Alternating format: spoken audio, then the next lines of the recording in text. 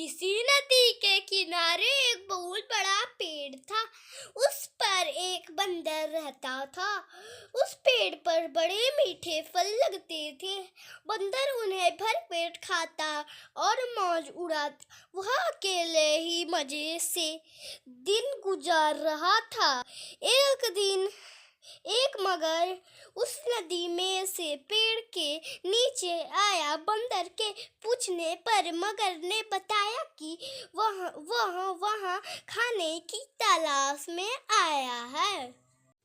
इस पर बंदर ने पेड़ से तोड़कर बहुत से मीठे फल मगर को खाने के लिए दिए। इस तरह बंदर और मगर में दोस्ती हो गई।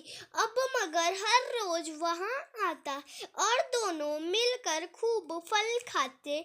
बंदर भी एक दोस्त पाकर बहुत खुश था।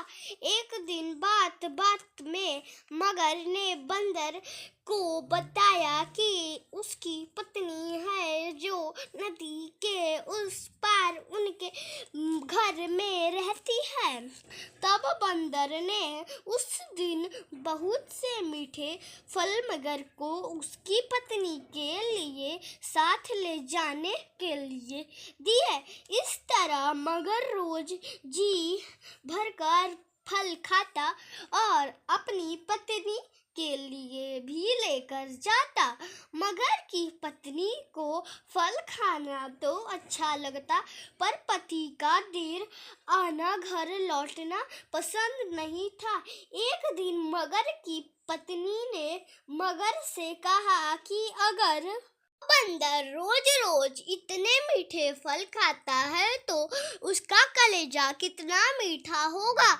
मैं उसका कलेजा खाऊंगी। मगर ने उसे बहुत समझाया पर वह नहीं मानी।